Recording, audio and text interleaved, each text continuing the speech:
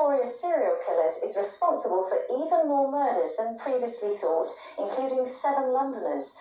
Peter Sutcliffe is currently serving life for brutally killing 13 women during the 1970s.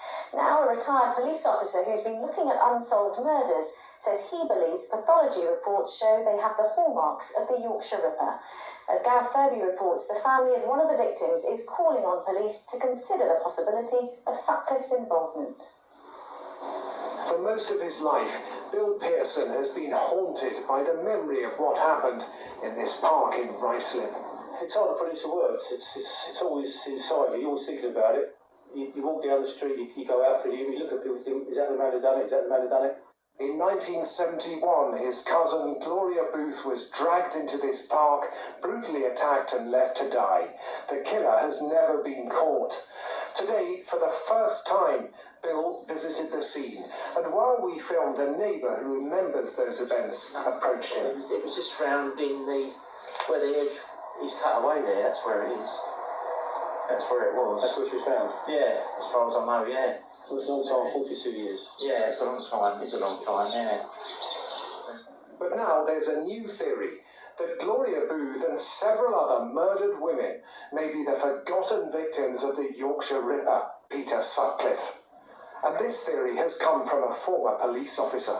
For me, apart from the lack of a hammer blow to the back of the head, it suggested Peter Sutcliffe's work.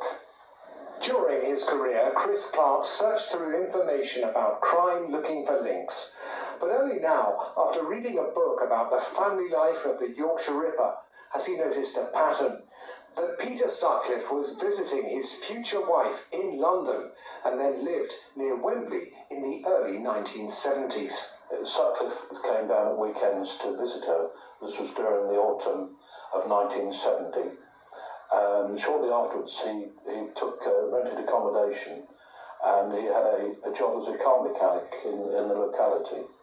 He believes the pathologist's report on Gloria Booth's death reveals many of the Yorkshire Ripper's hallmarks. A bruise either side of the Adam's apple. He was arrested with a short piece of knotted rope, which was knotted at each hand to afford grip, and knotted in the middle, exactly as the injuries sustained to Gloria's neck.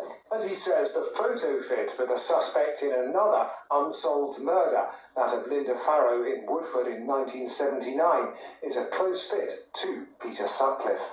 When you look at the image, it is Peter Sutcliffe, minus the beard and moustache.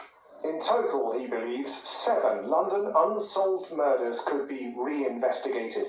And the detective who worked on the Yorkshire Ripper case believes he may have a point. Some of the other similarities were very striking, in that clothing of the victims had been moved. Also, the bodies had been moved from the initial site of the attack. What do you want to happen? Justice, really. And closure for the family. Tonight, Scotland Yard said the investigation into Gloria Booth's death remains open, but at this stage detectives believe there is no evidence linking the case to any others.